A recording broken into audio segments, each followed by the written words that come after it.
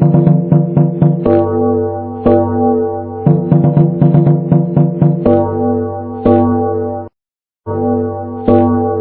कि हम जानते हैं, हमने क्लास 9 में पढ़ा है कि रियल नंबर दो तरीके के होते हैं। फर्स्ट इज रेशनल नंबर और second is irrational number. Okay, class 9 में हमने पढ़ा था कि rational numbers are written in the form of p upon q where q is not equal to 0। ये हम पढ़ चुके हैं क्लास 9 में। और इर्रेशनल हमने पढ़ा था non terminating and non recurring. Okay, अब ये जो नंबर हमने पढ़े रेशनल जो लिखे जाते हैं p अपॉन q की फॉर्म में और where q is not equal to 0। Same irrational numbers non terminating non recurring. Terminating means जिसका कभी एंड ना हो, no end. Non terminating means no end. अगर हम उसको डिवाइड करें तो कंटिन्यूस डिवाइड होता जाए होता जाए होता जाए, कभी एंड ना हो। और non recurring, recurring means same digits repeat ना हो, सेम डिजिट्स रिपीट ना हो, उसे हम बोलते हैं नॉन रीअकरिंग। ओके, अब रियल नंबर जिनके बारे में क्लास 9 में पढ़ चुके हैं और क्लास 10 में भी टॉपिक दिया गया है रियल नंबर, तो क्लास 10 में ऐसा क्या स्पेशल है उसके बारे में जानना चाहते हैं।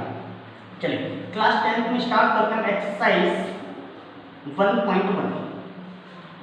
एक होती है दूसरी एक्सरसाइज 1.2, एक मिलेगी आपको एक्सरसाइज 1.3 और लास्ट होती है एक्सरसाइज 1.4। ओके, यहाँ हमें टॉपिक मिलेगा आपके पास non terminating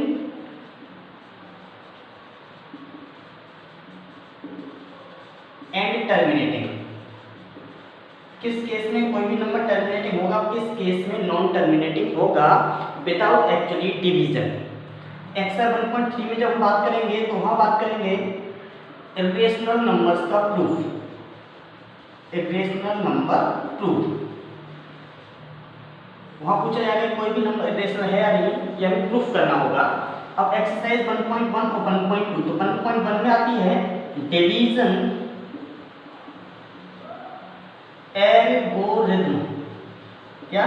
algorithm, lemma theorem. अब लेमा को हम प्रोनाउंस करें या ना करें कोई दिक्कत नहीं है। डिवीजन एल्गोरिथम थ्योरम जिसकी हेल्प से हम एचसीएफ और एलसीएम फाइंड करेंगे।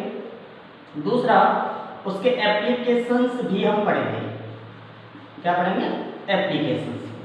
अब बात करते हैं एक्सरसाइज 1.2 में, यहाँ नंबर सिस्टम की थोड़ी सी जानकारी दी जाती है। नंबर सिस्टम जिसमें हमें एक मिलेगा कंपोजिट नंबर, एक मिलेगा आपके पास इवन ऑड, ये सिंपल से नंबर है। एक मिलेगा आपके पास प्राइम फैक्टराइजेशन। क्या मिलेगा? प्राइम फैक्टराइजेशन की हेल्प से एचसीएफ और एलसीएम फाइंड करना। ठीक है, ये हमारी एक्सरसाइज 1.2 में है। एक्सरसाइज 1.1 की हम बात करेंगे डिवीजन एल्गोरिथम थ्योरम, एचसीएफ और एलसीएम और एप्लीकेशंस। तो अभी हम बात करने वाले हैं सिर्फ एक्सरसाइज 1.1 के टॉपिक्स की, कि उसमें टॉपिक्स में क्या क्या इंक्लूडेड है और कौन कौन सी चीज़ें हमें डिस्कस करनी है।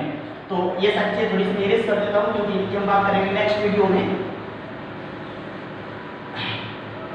अब बात आती है कि डिवीजन एल्गोरिथम थ्योरम है क्या। तो डिवीजन एल्गोरिथम थ्योरम एक साइंटिस्ट है, उन्होंने दी है।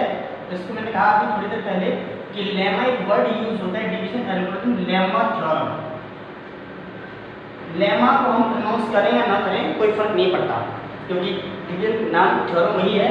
तो इसको हम लिखेंगे सीधा सीधा DAT, division algorithm theorem.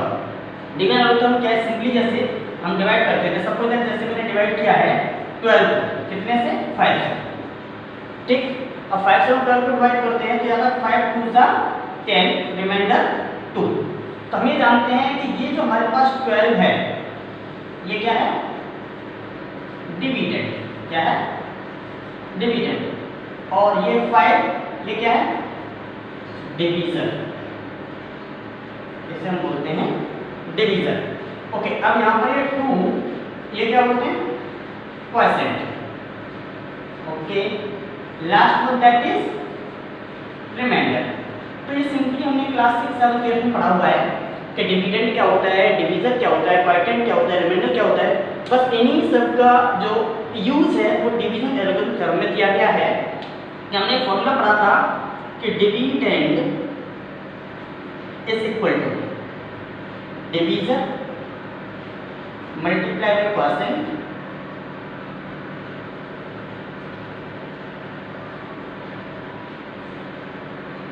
Plus remainder. ये हमने पढ़ा था लास्ट टाइम। लेकिन यहाँ पर जब हम बात करते हैं डिवीजन थ्योरम से, यहाँ एक टर्म आ जाता है remainder. Remainder should be greater than equal to 0। वो 0 से बड़ा होगा या 0 के बराबर होगा, बट लेस देन होना चाहिए किससे, that is what was that, division, but less than division. और डिवीजन से छोटा होगा, इसका मतलब इसको मैं यहाँ सिंपली लिख सकता हूँ कि 0 से बड़ा होगा रिमाइंडर, एंड रिमाइंडर को स्मॉल r से डिनोट करते हैं, एंड स्मॉलर देन 5। अब आप कहेंगे कि मैंने 5 ही क्यों रखा, इसके लिए सिंपल से थोड़ा सा एग्जांपल ले लेते हैं। सपोज दैट जैसे 5 से डिवाइड किया मैंने 10, तो 5 2 सा 10, रिमाइंडर 0 रिमाइंडर बचा, सिंपल। ओके, अब हम 5 से डिवाइड करते हैं 11 को, एक एक टर्म बढ़ाते जाएंगे। तो 5 2 जा 10, रिमाइंडर 1। 5 से डिवाइड किया 12 को, 5 2 जा 10, रिमाइंडर 2। 5 से डिवाइड किया 13 को, 5 2 जा 10, रिमाइंडर 3।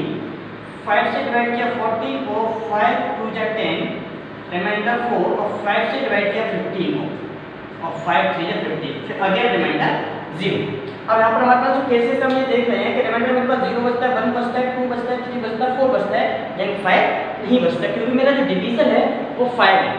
और ऐसे केस में जब भी हम जो डिवीजन होता है रिमाइंडर हमेशा उससे छोटा होता है, एक डिजिट और हो जाता है 0 तक। इसका मतलब है मैं किसी भी डिजिट को 5 से डिवाइड कर रहा हूँ तो मेरा जो रिमाइंडर है वो 0 से 5 तक होगा। It means sorry